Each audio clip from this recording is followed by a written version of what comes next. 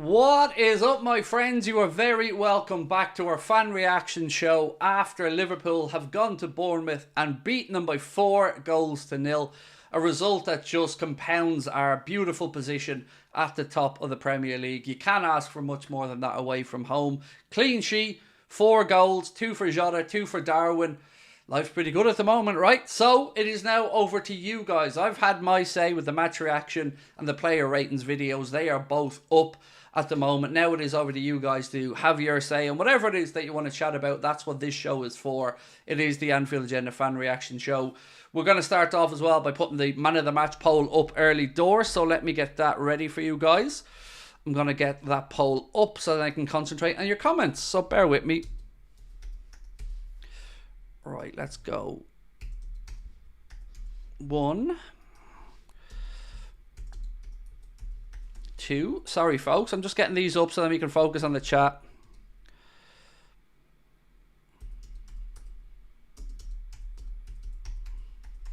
Just need one more option for man of the match. I'm going to be greedy and go with this.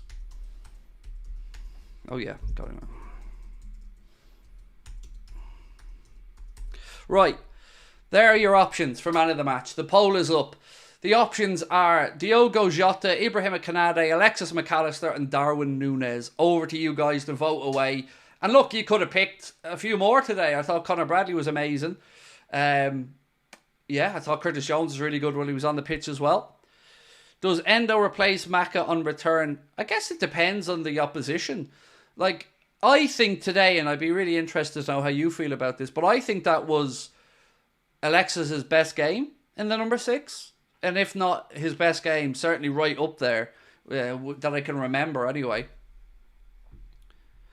I'm sick of VAR, said John Power. Don't blame you, mate. Don't blame you. Like, again today, we won despite the officiating. The clock is running. I mean, I'm just timing myself, lads, just to see how long the stream is. It's definitely not a mistake. 2 goals, Darwin. Yes. 2 goals for Darwin. 2 goals for Jota. An assist for Diogo as well. An assist for Bradley. An assist for Joe Gomez. I'm going with all of the above. I don't blame you. It's a tough one. Like, Sky went with Diogo, and you can understand that, absolutely. But for me, there are some real good contenders there. I think I'd love to know your thoughts on Conor Bradley as well, guys. Do you feel a bit more relaxed with Bradley in the position now? Do you feel if Trent isn't there for whatever reason that Conor Bradley can come in and cover? Because I know at this moment, I certainly do. Bradley was really good, said AAW. What's up, Craig? Great win for us and for the league title. It's certainly another impressive display. But you know what? I really want to give Klopp some credit as well. Because for the last few games that I can think of, his tweaks and his talks and whatever he says at halftime have made a difference. He's figured it out. And I don't think it's getting spoken about enough in the media particularly. 0-0 at half-time in that game today. And Jurgen Klopp and Pep Linders and Kravitz and the rest of the coaches went in, spoke to the boys, came out and we won the game by 4 in the second half. Fair play. That's incredible. And yes, of course, the players have a big part to play in all of that. But I don't think our manager gets that credit, and he deserves it. Because particularly in recent weeks, it's been very noticeable for me, the difference when we come out for the second half. Konate was very calm today, said Salt Mixer. He can cover defensively, also going forwards. We still miss Trent's creativity. Oh, absolutely. Like, for all the things that Bradley can do, he ain't Trent. But then again, who is, you know? But it's great for me that we have that young academy product as cover that we feel so comfortable with. Of course, Gomez can cover at right back as well when he doesn't need to fill in at left back. And we still have young Calvin Ramsey to develop and see how he gets on. Jota trick shot, said Vibes. Jake, welcome to Anfield Agenda Ultras, my man. Really appreciate your support. Thank you. Howard is a coward, said David White. I think you mean Howard Webb. Look, I don't even know what to say anymore about the PGMOL. When you know all week that something's going to happen, and it happens, and of course you're not surprised by it, what else can you say? I warned everybody that Coote was going to have an impact on the game. Now, thankfully for us, he couldn't have enough of an impact on the game, and we went and won the game anyway. But that doesn't make the actions of him any less frustrating or annoying or suspicious.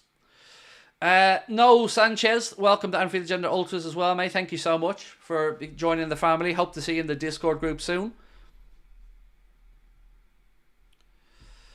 So pleased for Darwin, said Malcolm Billington. The PGMOL are literally ran by Man City, said Tin. Seeing our academy produce the likes of Kwanzaa and Bradley, tears. It's brilliant, Chris, isn't it? It is great. Like, we really feel, it feels like in the last year we've had a real influx of academy products. And, you know, I would probably add the young man who came on at the end. Sorry, how was his name? The dude from Newcastle that came on at the end. Sorry, his name skipped me. He looked really good as well when he came on. No, not Cade Gordon, the other guy.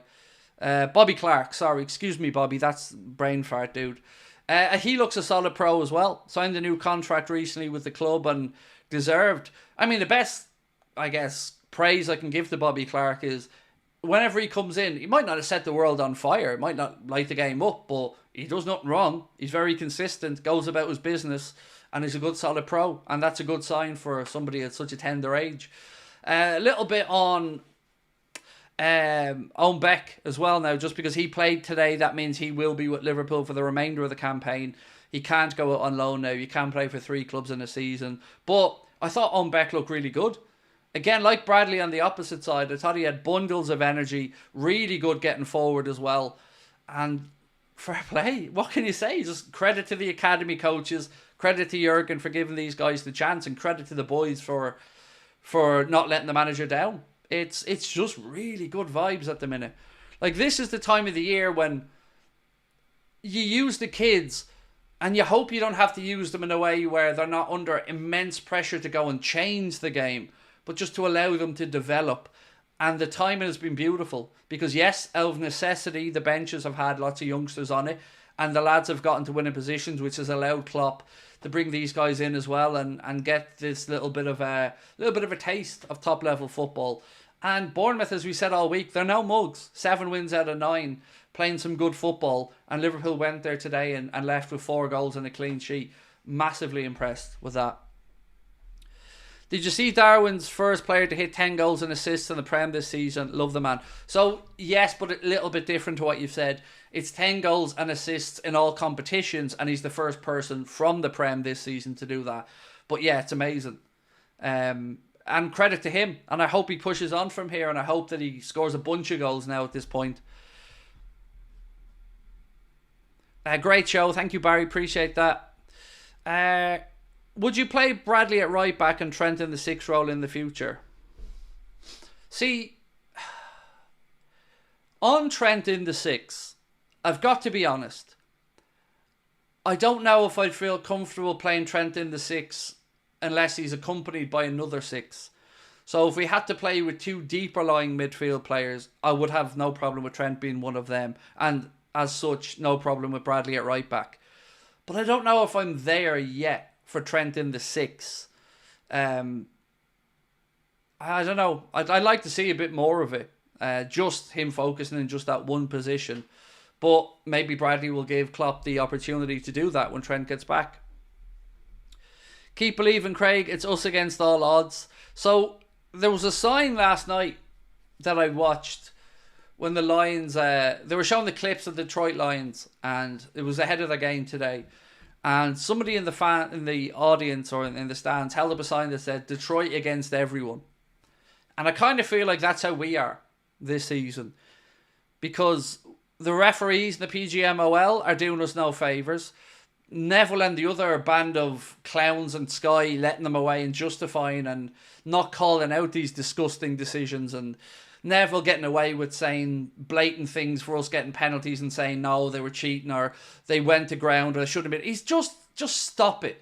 Because you don't have the nuts to call out the real problems. Manchester City, the PGMOL. Where's the courage for that? Nothing to say on these things, Gary, or Jamie, or anybody else. I'm sick of it. We put faith in the mainstream media to say the things that we as the fans have questions about and discuss them, and they don't do it. And if they do it, they're immediately shown bias. And I'm sick of it. So I don't want to listen to them anymore. I don't care what he has to say, what Neville or any of these guys have to say, until they grow a backbone and actually ask the questions that we want answered. I don't care. Trent can't play the 6. He has to play in midfield. It has to be a free role like KDB. That's why I said the double pivot in the 6. So you'd have one of them that can stay, let's say Endo, and then Trent can go upfield if needs be. He can break a line and go forward. That's why I'm kind of intimating the same thing as yourself. He can't just have that disciplined role of having to be the 6, because that's a very specific role, the way Klopp wants it played, with the high press, which I thought, by the way, McAllister was brilliant doing today.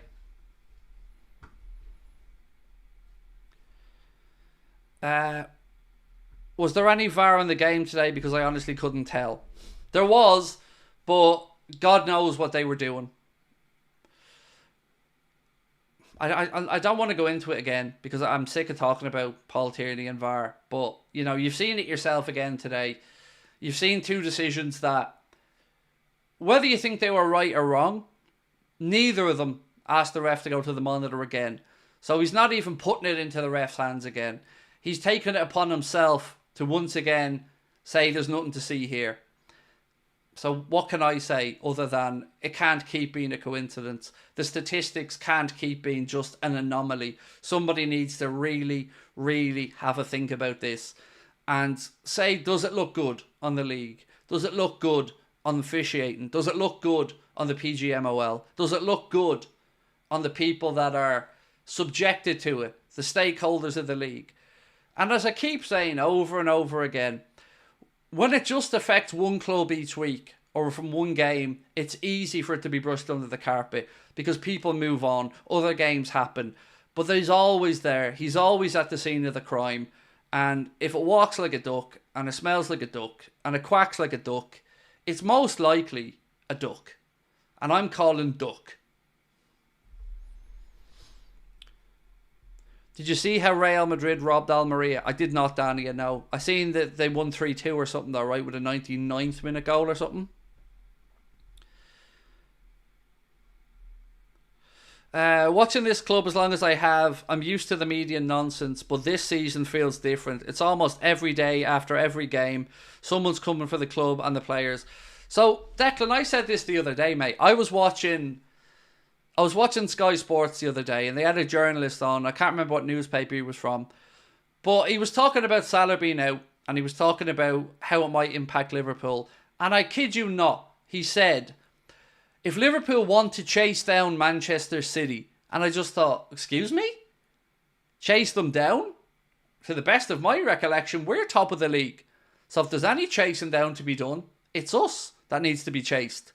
And it's almost like that they feel like there's an inevitability to City winning the league title again, and that we should just accept their fate, and that, City are going to have a good second half of the season, so we might as well all just roll over and give up.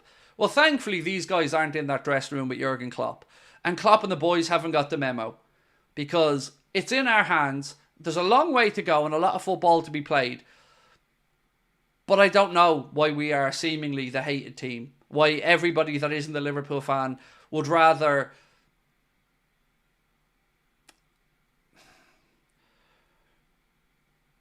sit back and allow potential destruction of the game just to stop us winning something, or because they don't like Liverpool fans. It baffles me. Paul Tierney has to be investigated, said old man Digu. Look, I'll keep saying it and I'm going to repeat it again. I am clever enough to paint a picture, but a man who is clever enough is Mr. Paul Tompkins of the Tompkins Times, who doesn't let his own feelings interpret the data. So Google Paul Tompkins, Paul Tierney article. It's a free article. Read it for yourselves and it lays it out.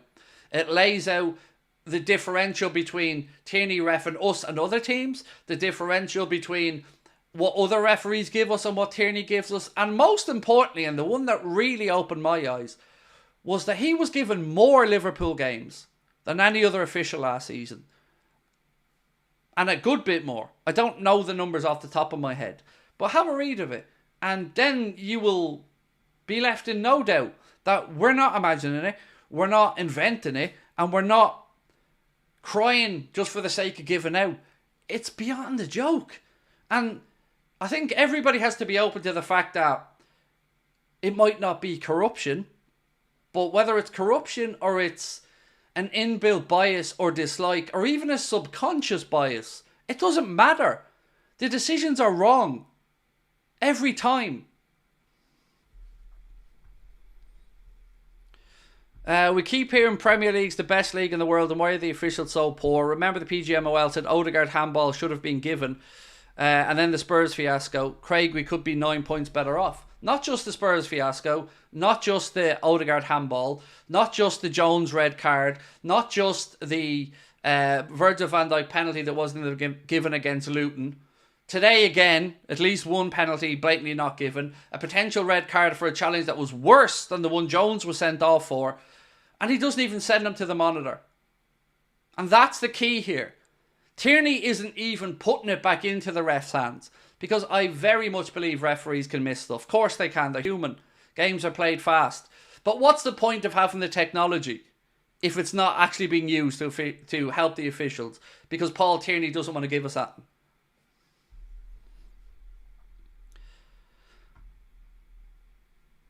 Craig Salah's coming back to Liverpool for treatment and may return to AFCON. Okay, that's good news. You know, that Liverpool are going to oversee Mohamed Salah's treatment, which is understandable. Okay, cool.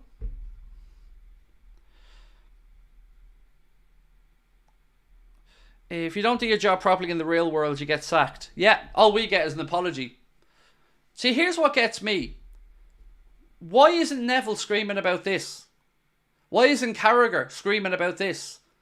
Why is Neville telling everybody not to be writing to the PGMOL and talk to them behind the scenes? No, Gary, this needs to be done publicly because it's shaming on the whole league and the integrity of the game.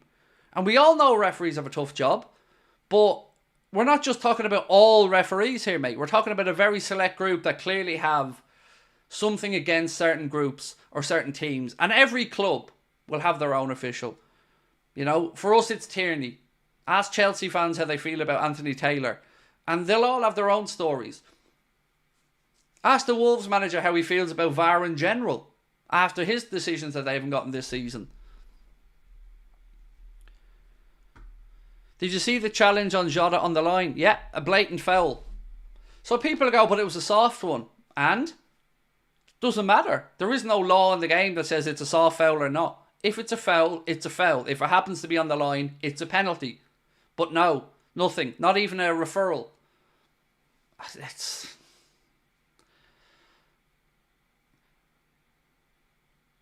Craig, is Bradley your love child? He looks like you, but with hair. I wish. No, but he's a great young player. And I'm so happy for Conor Bradley as well.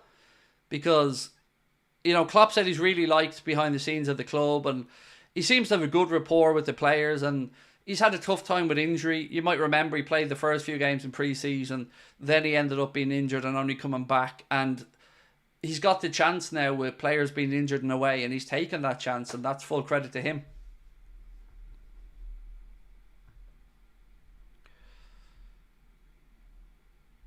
What else we got? Money has ruined football and Gary and Jamie are part of it. There's a reason why the United Stand has so many viewers and why AFTV has so many viewers and why we have so many viewers. And there's a reason for this because fans are turning to other fans for actual conversations about topics that we're not seeing covered enough in the mainstream. And I find it very questionable that people who are around the game, have played it at the highest level, have maybe coached, certainly do TV work, and that they aren't disgusted by the same stuff that the rest of us are being disgusted a bit by or questioning. And you don't know if it's because Their hands are tied behind the back or what they can say or can't say on TV. But somebody has to stand up for football fans. Somebody has to question the integrity of what we're seeing. And somebody has to demand answers. And Neville telling clubs not to write to the PGMOL is not helping anything. All it's doing is strengthening the position and the hand of these inept officials.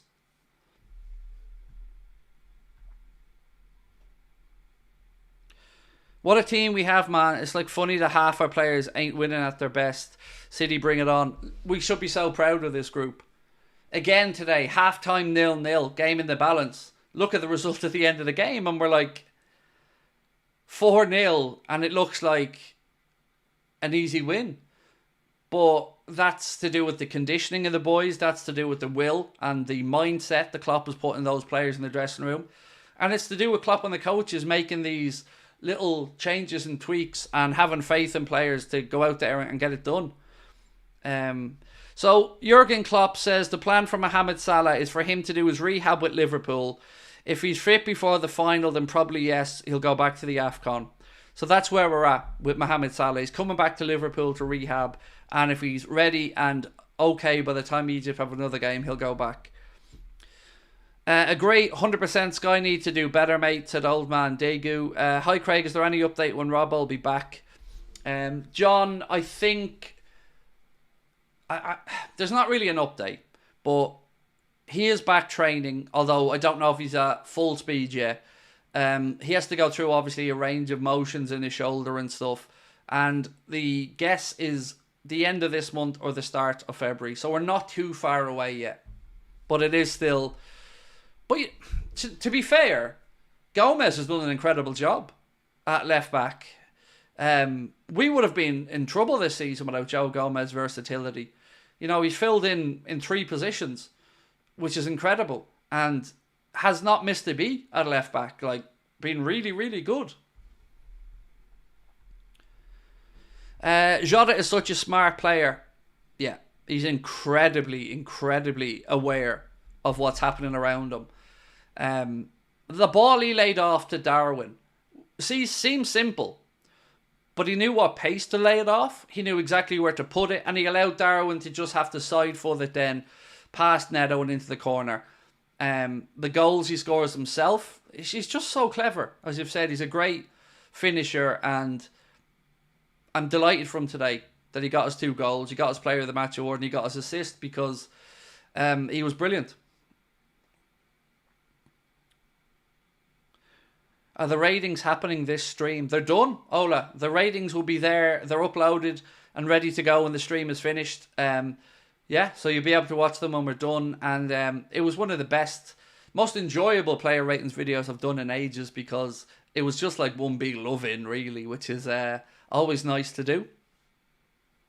Forrest have written to the PGMOL now about Tony goal last night. Doesn't matter. Gary Neville says you're not allowed. So that he's the Prime Minister of Football now, Neville. You know, he's the only opinion that's allowed. So, yeah, you know, doesn't matter. Can't write to them. Gary said no. So, just don't even bother. But why no, Gary? Why have they not got a right to question these blatantly obvious things that the world can see? Did you see that Klopp wants to give Sven-Göran Eriksson a chance to coach? Yes, I did see that, Jason. And a beautiful gesture from Jurgen and the club, which is why, you know, Liverpool Football Club is what Liverpool Football Club is, and why Jurgen is the man that Jurgen is.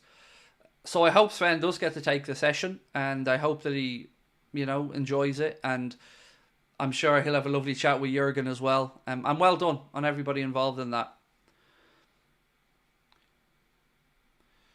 Great pass from Gakpo, incredible technique and execution. I think Gakpo had a big impact. See, I don't think he had a big impact, Ethan. And I guess this is where sometimes I don't have enough time to process between player ratings and the end of the game. So for me, I actually thought that Gravenberch had a bigger impact on the game when he came on than Gakpo. But I'm open that I've missed stuff on that. You know, as I said, I haven't had a chance to process all of the information from the game. Which is why I always ask for people's opinions in the comment section on the player ratings videos.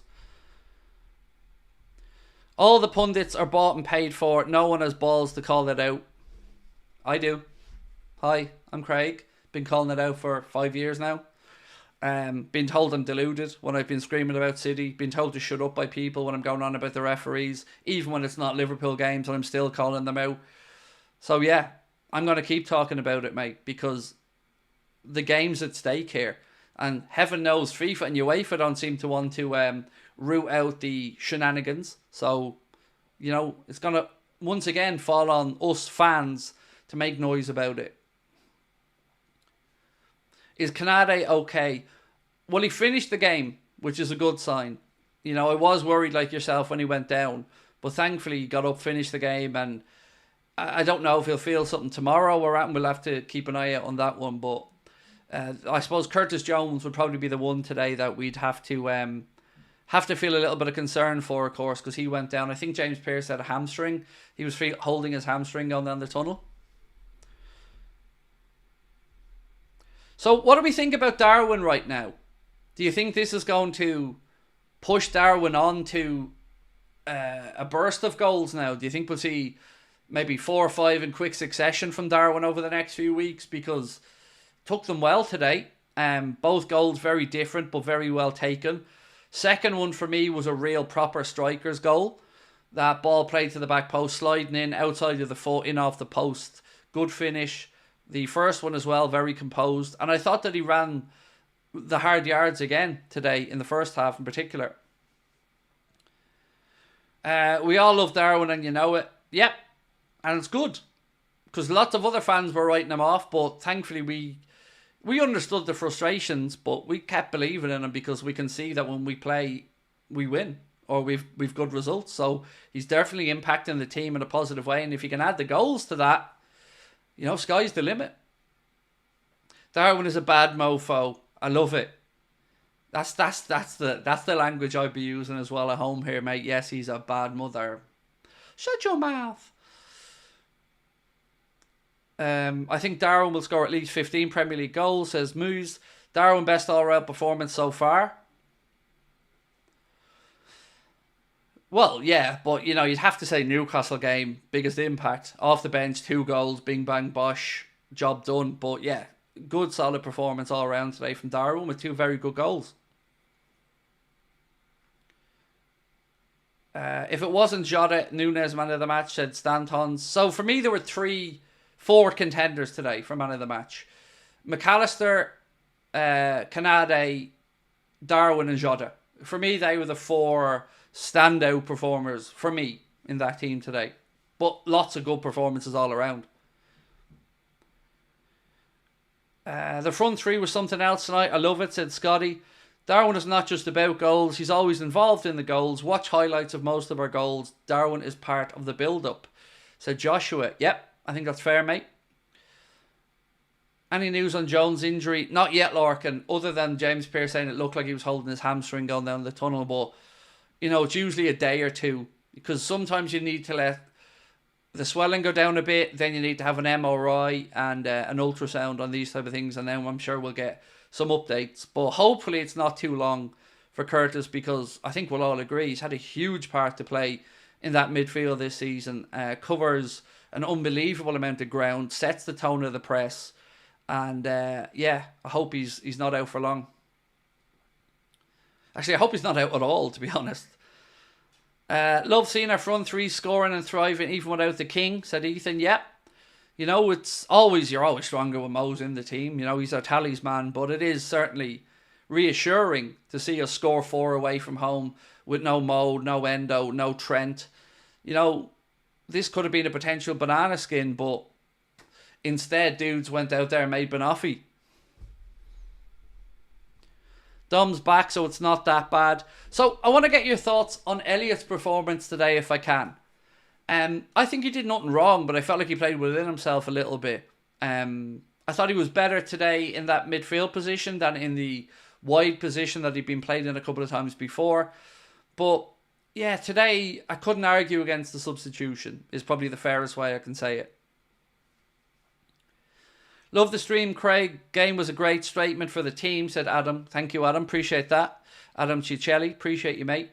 Brilliant performance, but I wish you could say that for the ref, said Robert. Elliot was good, said Cahill. Not Elliot's best game, but he wasn't bad, said Calvin. I thought Elliot was alright, nothing hugely special, but solid. That's pretty much what I was saying. Kind of playing within himself. Nothing flashy, nothing amazing, but not really wrong either. It was a wild game, made it unpredictable. I still can't believe that it was 0-0 at half time.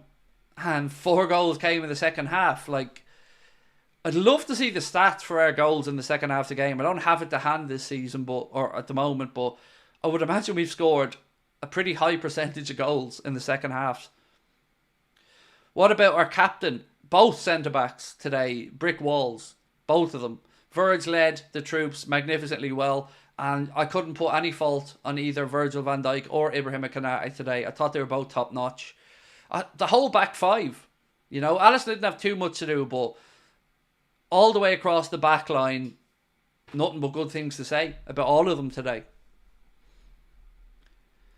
I think Curtis just needs to start realising faster that not every play has to start with him, said Jam. The chat told you you'd get at least 3 at half time. Did they?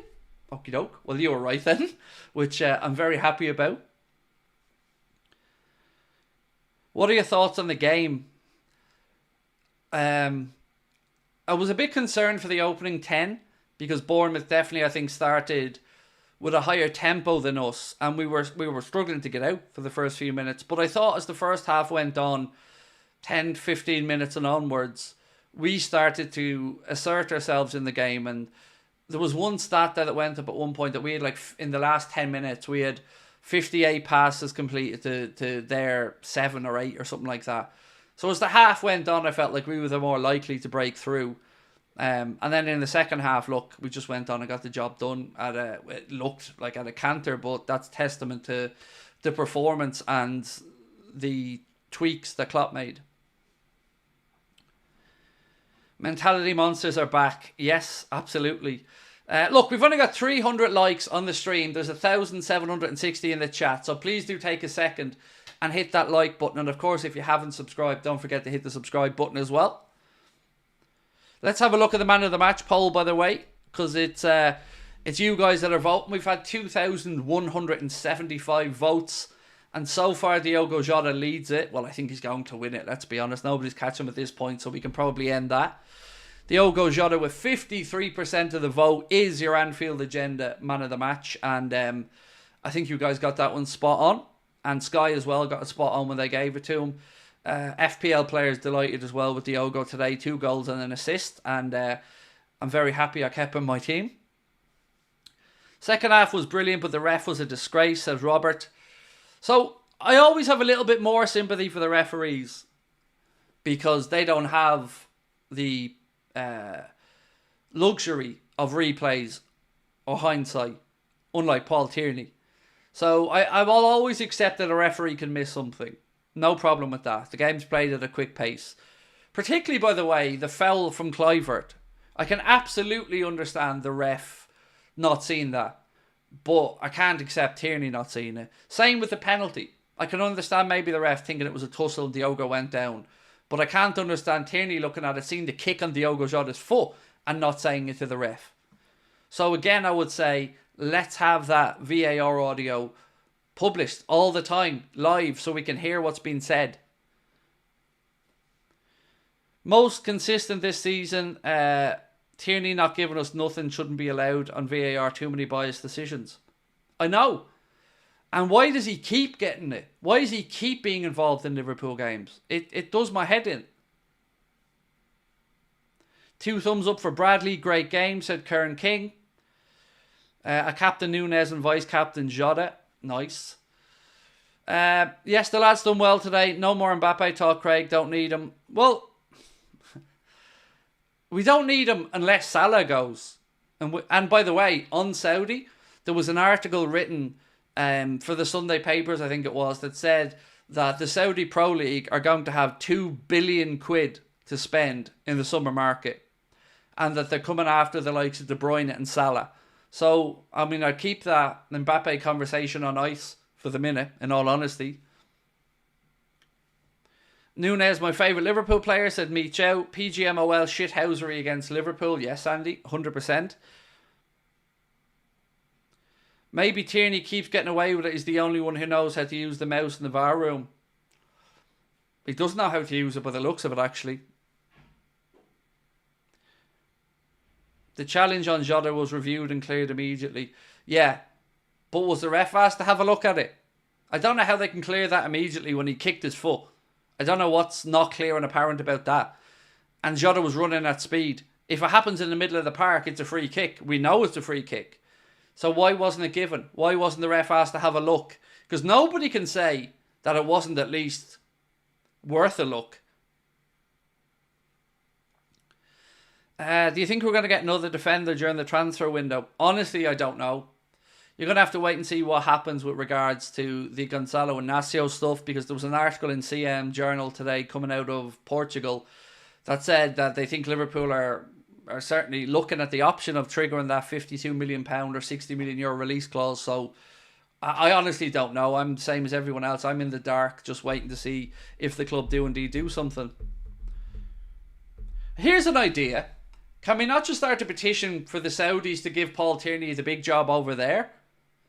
I'm sure, Paul Tierney could do a fantastic job in Saudi Arabia running PGMOL or their version of it, or running VAR, or give them Howard Webb's job over there. I mean, I'll pay for his ticket if that helps.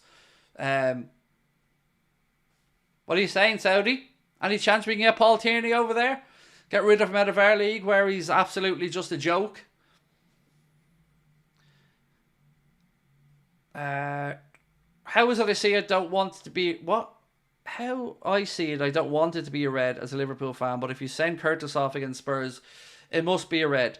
So I'm kind of the same. I don't want players sent off, but I do want consistency, and we were punished. So why is it that we seem to be the only ones at the foul end of these 50-50 potential red card decisions? They always seem to go against us when certain people are involved. Paul Tierney and Simon Hooper to Saudi, here we go, said Miggs. Well, you'll be delighted to know that Simon Hooper is going to be the referee on Wednesday for the second leg of the Carabao Cup semi-final against Fulham at Craven Cottage. Yeah, Simon Hooper is your referee for that one. After this performance with the refs against us, no Szoboszlai, Salah, Thiago, Robbo, Trent, I believe we've actually got a big chance. Yeah, that's a very fair point, Burnham Bean. We went out there today with loads of players missing, which won't get spoken about in the media, by the way. Unless it's Haaland and De Bruyne missing, or Arsenal missing a player, or Maddison and Son being out for Spurs. We never get the no players there, but wow, still grinding out wins. We don't get that love in the media. But we've got lots of players out ourselves. And will it get spoken about enough? Probably not, but that's why we're here. I think we should all march down to the next game and... No, I'm not reading that out, Jam. I'm not reading that out, mate. Sorry. Humpty Hooper, absolutely. I remember saying that, actually. Trinidad and Tobago in the house with Alexi. Much love, my friend. Thank you so much. I really appreciate you being in. Craig, we're winning the quadruple this year. Remember this comment. I don't think we are, Michael, but I tell you what, I definitely feel like we're getting a couple of trophies, mate. We have 1 million players missing after this. I think we don't need them, said Robert. No, Robert, calm down. Let's not get ahead of ourselves. What this has done for me, actually, if I'm being honest, with Trent out and other players out, Salah away, Watoro away, it's really made me appreciate the depth and quality of the academy. Because look at who's come in. Beck looked like he didn't put a foot wrong. Bradley, absolutely mint. Kwanzaa, again, absolutely mint this season. I forgot his name again. I owe this lad such an apology. The dude that I was only forgetting earlier on. The dude that came from Newcastle. Yeah, it's gone again. I forgot to do his name. Bobby Clark, thank you. I'm a dope. Bobby Clark looks like he's solid every time he comes in. Yeah, and then I'm excited as well to see Cade Gordon get some minutes because he's had an awful time and he looks a really, really bright spark. We've Trent Doherty a little bit further down the development. Some good young goalkeepers in Yaros and Pitaluga as well. I owe Bobby Clark such a... Bobby, I'm sorry, mate. I'm a moron. I think very highly of you, and yet I always think Bobby Duncan. Always get a brain fart and think Bobby Duncan, and I know that's not right, so I don't say it. But look, my friends, I'm going to go and unwind, and if you guys get a chance, do check out the player ratings video. It's up, and the match reaction. Drop a like before you head off as well. There's 500 likes on the stream. There's 1,900 people nearly in the chat. Hit that like button, and if you haven't subscribed, please do. I will see you guys tomorrow, as always, for the transfer news shows at 4 o'clock and 8:30. Until then, have yourselves a wonderful evening. The Reds are top of the league, 4-0 victory, and marching on towards who knows, but certainly in the right direction. I'll catch up with you soon. Much love, my friends. Talk to you then. Bye.